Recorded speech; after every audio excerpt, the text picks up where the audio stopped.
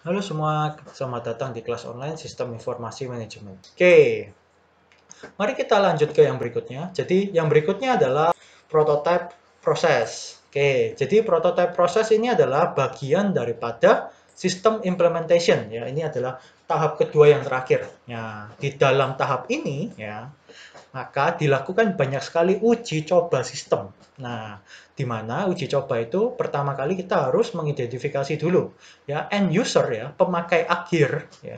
Pemakai akhir informasi itu butuh requirement seperti apa ya. Butuhnya itu requirement seperti apa. Setelah itu kalian mengembangkan ya, mengembangkan prototipenya ya, sistem uji coba ya untuk dipakai, dicoba, dikembangkan ya. Setelah itu dicoba oleh end user ya. Tentu saja yang mencoba end user. Ya, end user itu yang memakai sistem. Ya, jadi pegawai-pegawainya diminta untuk mencoba. Nah, setelah itu pasti akan ada revisi terus-menerus untuk ini ya, untuk mencapai bagaimana yang paling baik untuk para end usernya. Ya, dia akan terus. Jadi di sini ada ngomongannya prototyping cycling ya. Setelah direvisi, di-develop, direvisi, revisi nggak cocok, develop lagi, revisi lagi, develop lagi, revisi terus menerus sampai cocok. Setelah itu baru dipakai dan di maintenance ya. Ini tahap yang terakhir. Ya, seperti itu. Ini adalah proses daripada prototype. Yang paling lama adalah di bagian prototype cycle ini ya. Karena sistem akan terus diperbarui terus-menerus sampai cocok kebutuhannya. Setelah itu baru diluncurkan. Oke, itu adalah prototype proses ya, ini di bagian sini sistem implementation. Oke. Lalu kita masuk ke masing-masing ini SDLC-nya ya. Kita mulai dari sistem investigasi, setelah itu sistem analisis, sistem design, sistem implementation. Oke, mari kita lihat pertama sistem investigasi. Jadi sistem investigasi di sini kalian akan melihat. Nah, dari apa? Dari sisi apa? Dari sisi kelayakan.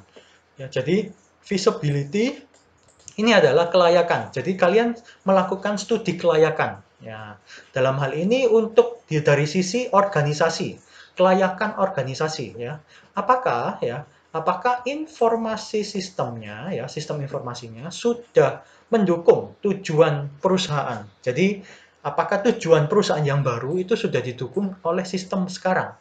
Kalau belum berarti nanti akan didesain. Lalu berikutnya technical feasibility. Ya. Technical ini berarti masalah hardware dan software perusahaan. Apakah komputernya sudah memadai? Apakah peralatannya sudah memadai? Apakah aplikasi-aplikasinya sudah memadai? Ya, seperti itu. Ya, reliable, dapat diandalkan atau tidak. Setelah itu operasional feasibility. Ya, ini adalah bagian dari proses bisnisnya perusahaan ya. Bagaimana kemampuan dari manajemennya, bagaimana kemampuan dari employee-nya sendiri, customer-nya bagaimana, supplier, apakah sudah mumpuni, dan yang lain-lain. Ya. Untuk apa ini? Untuk mengoperasikan, menggunakan, dan juga mendukung sistem yang baru. Ya, seperti itu. Setelah itu, economic feasibility. Jadi, sekali lagi, mengembangkan sistem itu tidak murah. Apalagi untuk mengembangkan sistem elektronik ya yang online itu menggunakan biaya yang cukup besar. Jadi untuk economic feasibility pastikan bahwa information system yang baru itu benefit manfaatnya itu lebih besar daripada biayanya. Ya, tentu saja bukan jangka pendek ya karena membuat sistem itu pasti untuk keperluan jangka panjang. Jadi harus dipikir apakah ya sistem yang baru ini akan memberikan manfaat lebih besar daripada biayanya. Seperti itu, ya. Itu adalah sistem investigasi, ya. Kita menangkap peluang yang ada, kita melihat apakah kita punya ya kelayakan untuk membuat sistem yang baru itu. Oke, kita lanjut ke sistem analisis ya. Sistem analisis ini adalah bagian yang kedua daripada ini SDLC-nya ya, sistem analisis. Oke, sistem analisis. Sistem analisis ini melihat dari 3 sudut pandang, yaitu dari sudut organisasinya sendiri, sudut daripada sistem yang sekarang dipakai perusahaan, dan juga requirement atas fungsi-fungsi ya yang dibutuhkan. Nah, dari sudut pandang organisasi. Jadi, kalau kita lihat analisis dari sudut pandang organisasi atau perusahaannya sendiri, kita pasti akan melihat ini. Struktur dari manajemen, ya, struktur perusahaan. Lalu, kemampuan dari masing-masing orangnya bagaimana. Aktivitas bisnisnya bagaimana, apakah cocok dengan nanti sistem yang akan dipakai, dan juga environmental sistemnya bagaimana, ya, lingkungan sekitar perusahaannya bagaimana, ya, peluangnya, ya, pesaingnya, ya, kekuatan supplier, kalau kalian masih ingat, kekuatan customer bagaimana. Oke, itu di bagian organisasional. Setelah itu dari present system, ya, kalian akan melihat bagaimana sistem yang sekarang ada, apakah bisa mewakili sistem yang akan nanti dibuat. Nah, jadi bagaimana nanti ya seharusnya sistem itu berjalan untuk bisa mendukung bisnis yang baru nanti itu. Nah, setelah itu kalian akan menganalisis dari hal fungsional atau fungsi-fungsinya ya. Jadi fungsi-fungsinya ada dalam hal usernya ya. Jadi ini adalah input, proses ya, penyimpanan data dan juga kontrol. Nah, seperti itu. Jadi user inputnya bagaimana, terus prosesnya bagaimana ya.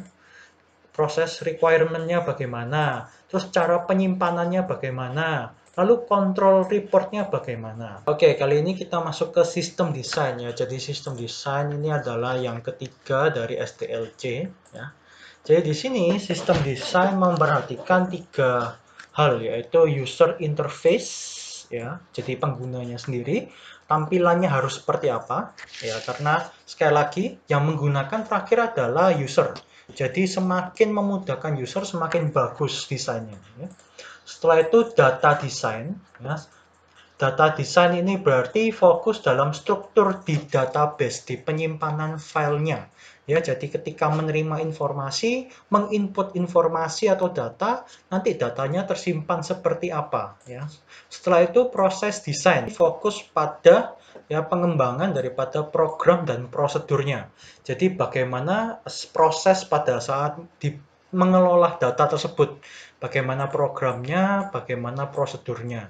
Jadi ini adalah sistem desain. Jadi yang pertama sekali lagi user interface design, karena semua proses input pasti mulai dari user. Ya. Jadi bagaimana tampilannya, ya, bagaimana formnya, bagaimana laporannya, ya, bahkan ada dialog desain chattingnya bagaimana. Lalu data design, ya, data design ini adalah desain daripada struktur dari database dan filenya, ya. Disimpannya itu bagaimana, membentuk datanya bagaimana. Terus prosesnya ini lebih ke arah bagaimana program dan prosedurnya, desainnya bagaimana, ya. Eksekusi input datanya itu bagaimana. Seperti itu sistem desain. Ya, jadi end user development. Jadi harus diperhatikan ya. Untuk inputnya, what data is required, mereka harus jelas. Prosesnya, what operation on the input is required, ya, jadi berasal dari inputnya bagaimana. Jadi kalau inputnya kacau, otomatis prosesnya juga ya kacau juga. Setelah itu otomatis akan keluar ke output. Nah, outputnya ini bagaimana tampilannya, nah seperti itu. Tentu saja ada kontrol dan juga ada penyimpanan data. Oke, lalu lanjut ke implementation proses ya di bagian sini yang saya bilang. Ini adalah aktivitas daripada tahap implementasi. Jadi ini urut, jadi dimulai dari yang pertama adalah ya. Yang pertama adalah acquisition, ini yang pertama. Lalu yang kedua adalah development and modification. Langkah yang ketiga adalah system testing. Lalu end user training, system documentation, lalu terakhir conversion. Ya, jadi yang pertama acquisition. Jadi ceritanya kalian mengakuisisi software atau mengakuisisi sistemnya itu bagaimana? Apakah membeli jadi sistem atau membuat ulang dari awal? Ya, biasanya orang-orang membeli jadi, setelah itu dimodifikasi. Oke, lalu berikutnya, setelah sudah ada sistemnya, lalu sistem tersebut dikembangkan dan dimodifikasi, ya. Nah, dikembangkan, ini tahap pengembangannya, ya, sesuai dengan kebutuhan tentunya. Lalu setelah itu dicoba, di testing ya. Jadi sistem testing di sini ya. Jadi ini ada di tahap prototype juga ya. Di tahap prototype testing sistem sampai sistemnya memenuhi kebutuhan yang diinginkan. Setelah itu jangan lupa untuk mentraining end user. End user training ini cukup krusial. Setelah itu dilakukan sistem dokumentasi ya. Jadi kita mencatat, mendokumentasi bagaimana saja ya proses dari awal sistem sampai dengan end user terakhir pakai. Setelah semuanya sudah lengkap, baru kita akan menentukan bagaimana tahap konversinya, nanti ada sendiri ya. Bagaimana kita menerapkan ya, cara kita menerapkan sistem baru ya. Apakah langsung menggantikan sistem lama atau sistem lama dan sistem baru berjalan bersama-sama, yaitu adalah tahap konversi. Oke, itu adalah tahap daripada implementation process. Nah, setelah itu ada juga ya evaluasi hardware dan software. Sekali lagi, ini pasti akan berefek karena kalian mendesain sistem yang baru. Tentu saja cara evaluasinya kalian melihat daripada kinerja, biaya, keandalan, ya, kalau software kualitas, efisiensi, flexibility, ya, keamanan, ya, seperti itu. Ya, evaluasi hardware dan software ini penting. Setelah itu evaluasi sistemnya. Nah, bagaimana informasi sistemnya? Apakah performance-nya sudah bagus, memenuhi kebutuhan yang diinginkan informasinya? Bagaimana pengembangan sistemnya berikut-berikutnya? Bagaimana untuk menjaga apakah biayanya mahal? Bagaimana cara konversi, mentraining SDM, membackup data, akses jaringan, ya, dan lain-lain, ya, seperti itu. Nah, ya ini yang tadi, yang pertama akuisisi, software development, training, testing, documentation, conversion.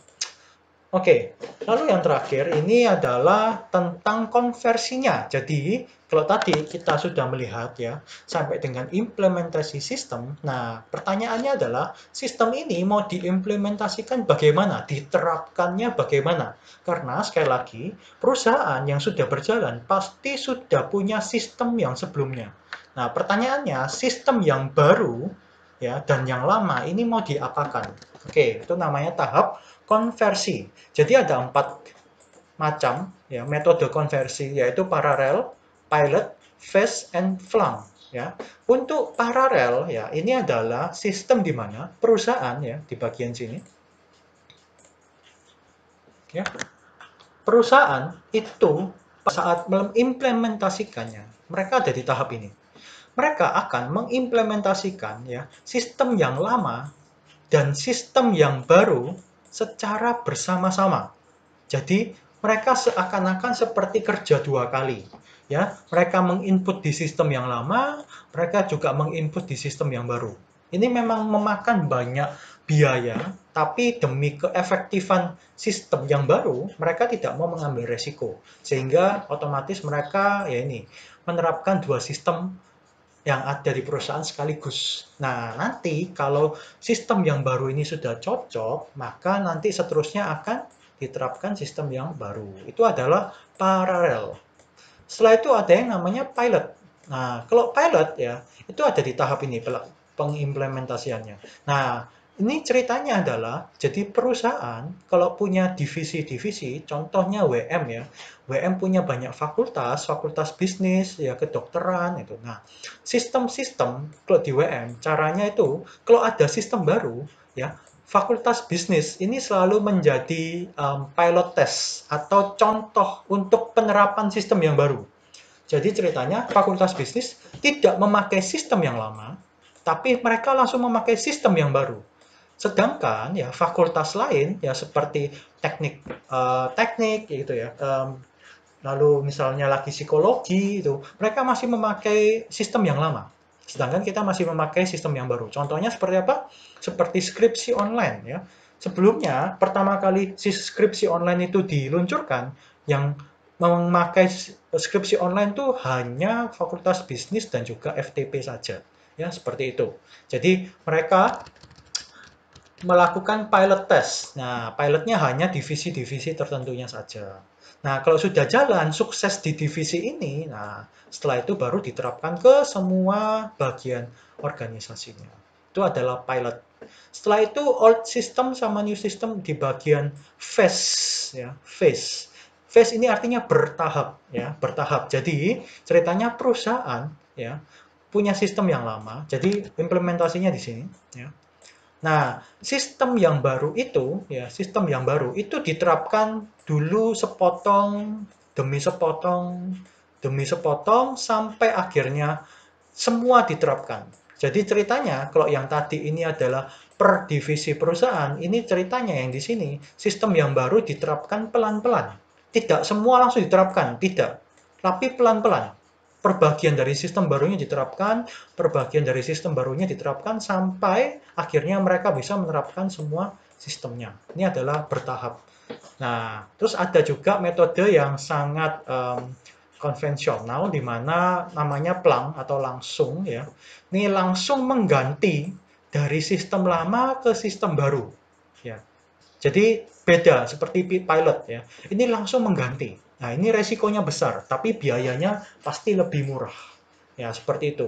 Jadi mereka langsung mengganti sistem yang lama ke sistem yang baru. Itu adalah metode konversi. Jadi untuk pengembangan ya, pengembangan bisnis solution kita memakai pendekatan sistem di mana pendekatan sistem ini kita memakai ini ya, SDLC atau siklus hidup pengembangan sistem. Oke, pertemuan kita sampai di sini.